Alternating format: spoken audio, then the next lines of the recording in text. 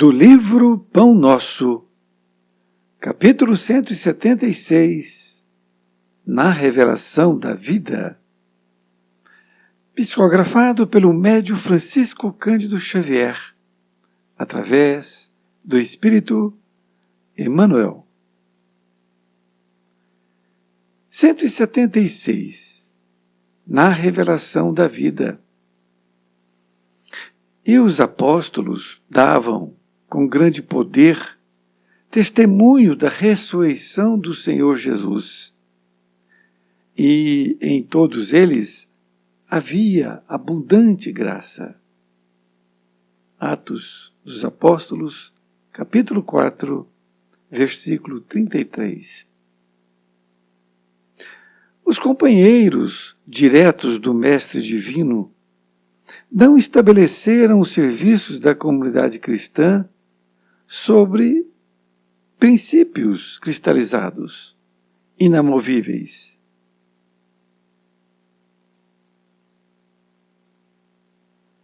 Cultuaram a ordem, a hierarquia e a disciplina, mas amparavam também o espírito do povo, distribuindo os bens da revelação espiritual, segundo a capacidade receptiva de cada um dos candidatos à nova fé.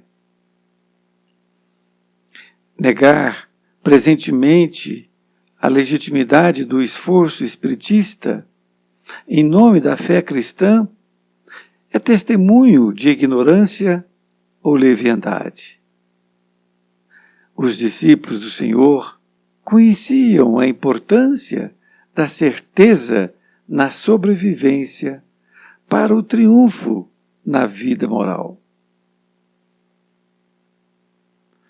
Eles mesmos se viram radicalmente transformados após a ressurreição do amigo celeste, ao reconhecerem que o amor e a justiça regem o ser além do túmulo. Por isso mesmo, atraíam companheiros novos, transmitindo-lhes a convicção de que o Mestre prosseguia vivo e operoso, para lá do sepulcro. Em razão disso, o ministério apostólico não se dividia tão somente na discussão dos problemas intelectuais da crença e nos louvores adorativos.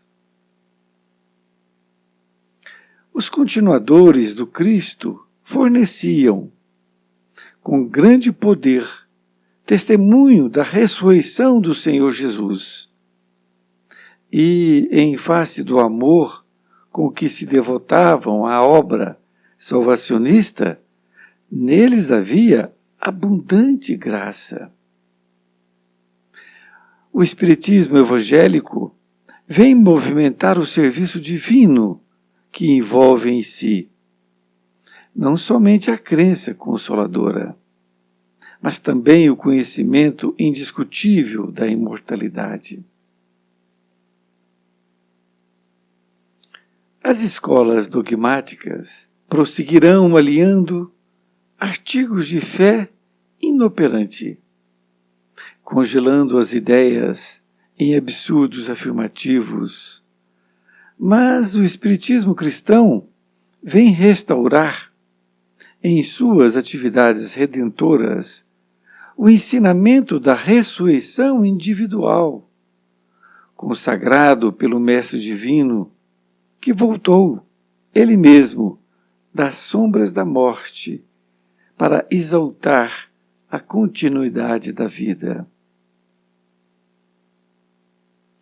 Emmanuel, Pedro Leopoldo, 22 de fevereiro de 1950.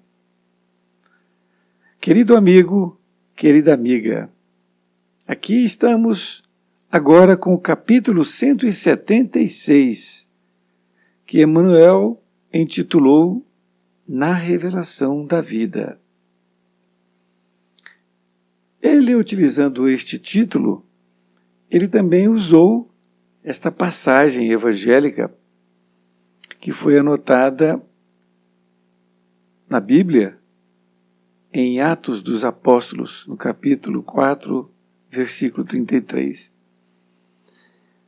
Porque depois que Jesus foi crucificado, e que ele então apareceu o terceiro dia, e ficou por diversos dias depois aparecendo para eles e conversando com eles, a chamada ressurreição, então foi anotado esta passagem, onde eles escreveram da seguinte forma: e os apóstolos davam com grande poder testemunho da ressurreição do Senhor Jesus, e em todos eles havia abundante graça. A palavra graça, que era muito utilizada, vem do latim, significa gratia. É uma bondade para com algo ou alguém. Então eles estavam com abundância de bondade para dar para as pessoas. Então, em outras palavras, podemos dizer que os apóstolos estavam com grande poder, o testemunho da ressurreição do Senhor Jesus, e estavam com grande graça por esta razão, transmitindo para as pessoas aquela ideia da ressurreição do Senhor Jesus. Emmanuel, então, começa a nos ensinar, dizendo que os companheiros diretos do Mestre Divino não estabeleceram os serviços da comunidade cristã sobre princípios cristalizados, inamovíveis. Vejamos, cristalizados significa estagnados. Inamovível é aquilo que não se move, não se sai ali do lugar. Então, Emmanuel está dizendo que os discípulos do Mestre não estabeleceram os serviços da comunidade cristã sobre princípios cristalizados, ou seja, aqueles que estavam antigos, paralisados, que eles já conheciam.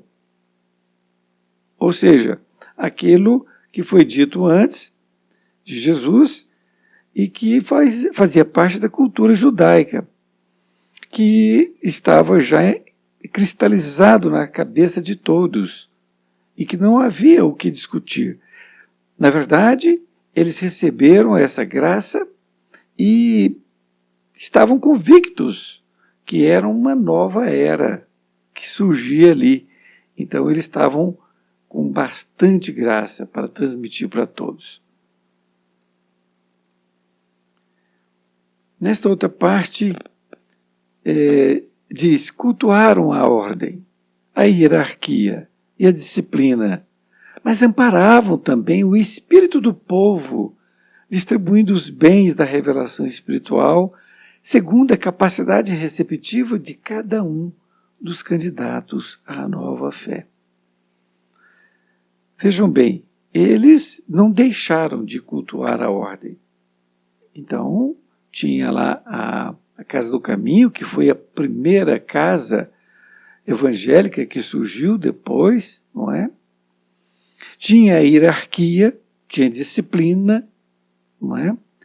Mas eles amparavam também o espírito do povo, porque o povo estava precisando, assim como hoje ainda precisa, de um alento, de uma coisa para que possam ter fé, perseverança no dia a dia. E por isto que eles distribuíam os bens da revelação espiritual, segundo a capacidade receptiva de cada um daqueles candidatos à nova fé. Isto é, eles passavam para uma pessoa dependendo do que ela podia entender.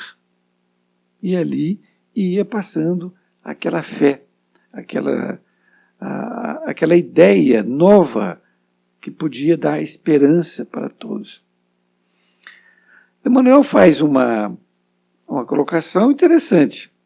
Ele diz assim: negar presentemente a legitimidade do esforço espiritista em nome da fé cristã é testemunho de ignorância ou leviandade.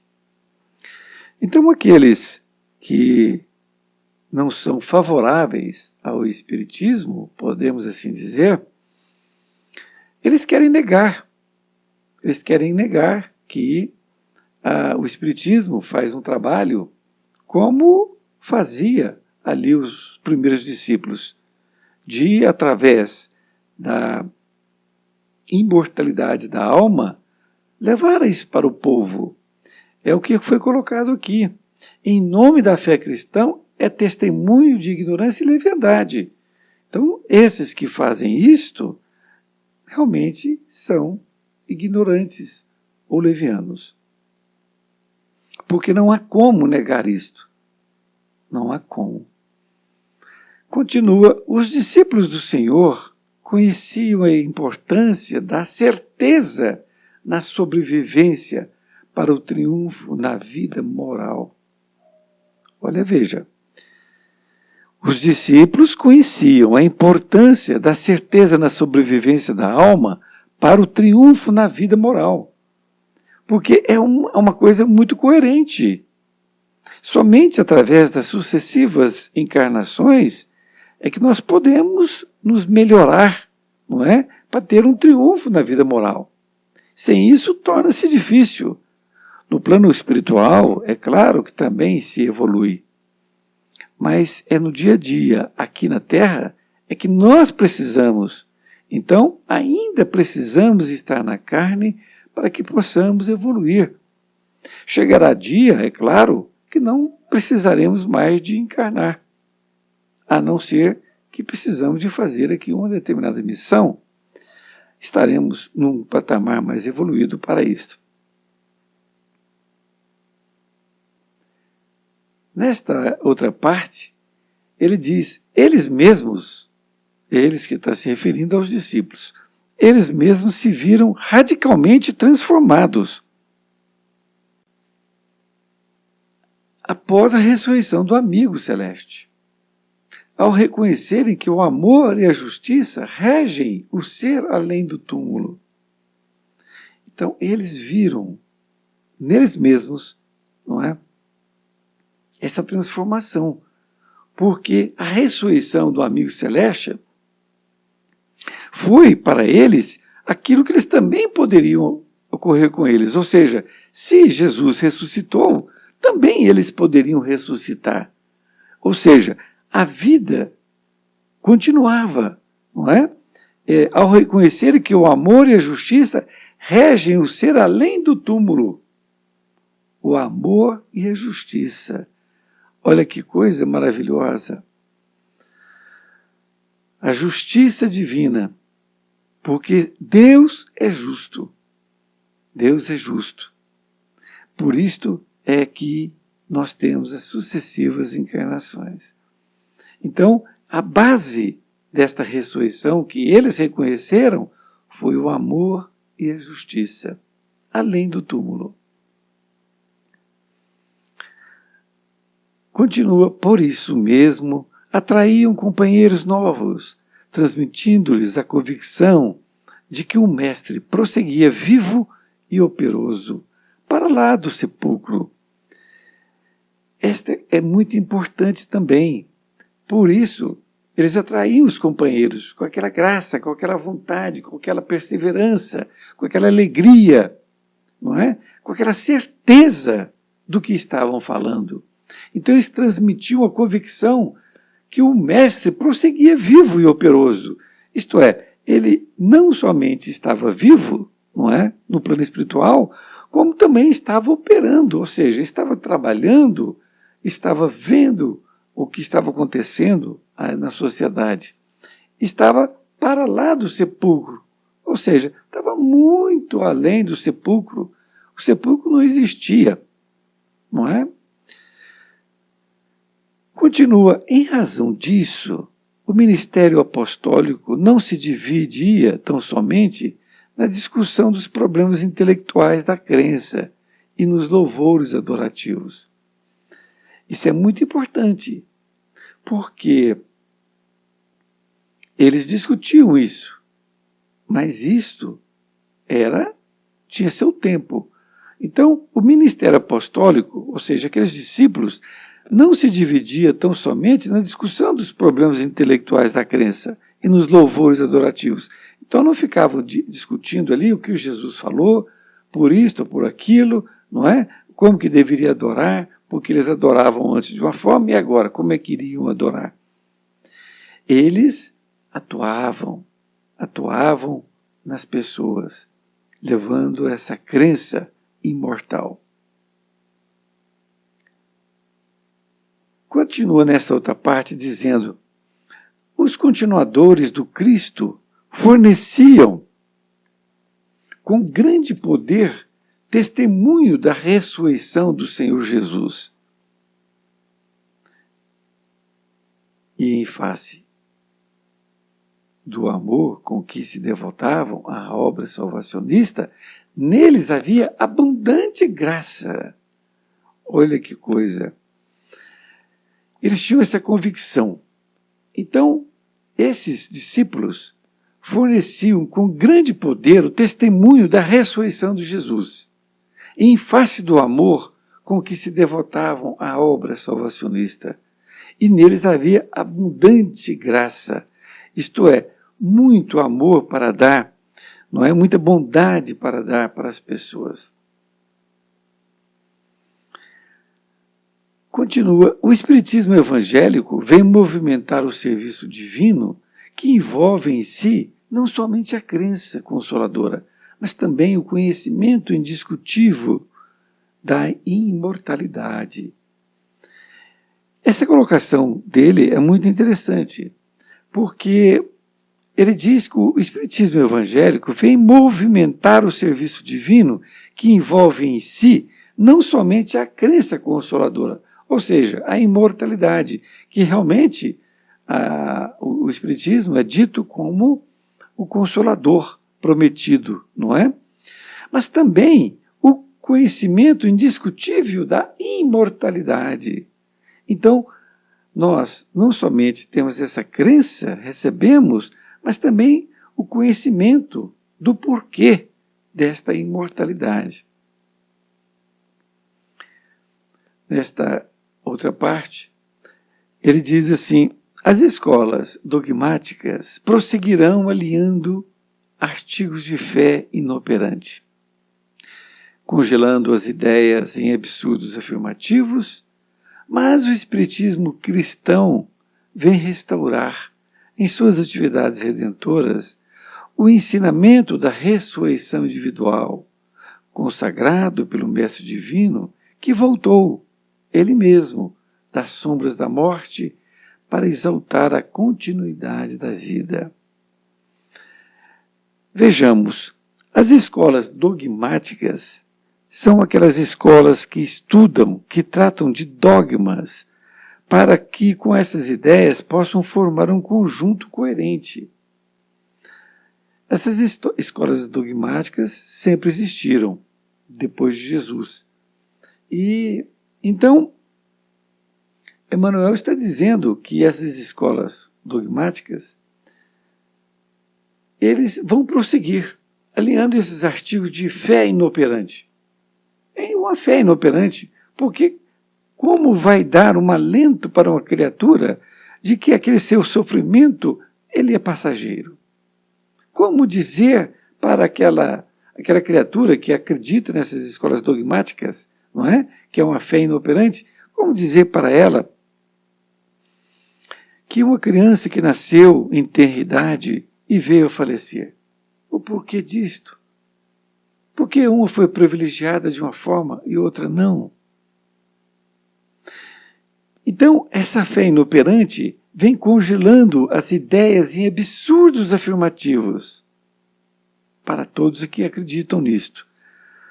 Mas o Espiritismo cristão vem restaurar, ou seja, ele vem pegar aquilo lá do princípio e trazer de novo para nós essas atividades redentoras, o ensinamento da ressurreição individual, a ressurreição individual de cada um de nós, consagrado pelo Mestre Divino, que voltou ele mesmo das sombras da morte para exaltar a continuidade da vida. E é exatamente isto que nós temos que ter em mente. Nós precisamos ter essa certeza de que a vida continua, mas o mais importante é nós refletirmos sobre esse ensinamento. Qual o ensinamento? Bom, existe a continuidade da vida. Voltaremos outras vezes. Mas o que estamos fazendo da nossa vida atual? Vamos refletir. Nós estamos absorvendo, praticando tudo aquilo que Jesus nos ensinou nesta vida agora? Ou simplesmente ficaremos com esta ideia da imortalidade e vamos deixar a vida correr? É uma grande responsabilidade para nós. Para nós que acreditamos na imortalidade, para nós que acreditamos que a vida continua. Mas como foi colocado anteriormente, os discípulos sabiam que era aquilo uma coisa muito importante para que eles pudessem melhorar a moral ali naquele momento. E é para isso que existe as diversas vidas na carne. É para que nós possamos nos melhorar cada vez mais. Então, por isso eu faço um convite a você, essa reflexão. O que estou fazendo da minha vida? Eu estou verdadeiramente aplicando o Evangelho de Jesus com as pessoas com as quais eu convivo? Está aí para que você possa trazer para os seus dias o Evangelho de Jesus. Um grande abraço e até mais ver. Fique com Deus.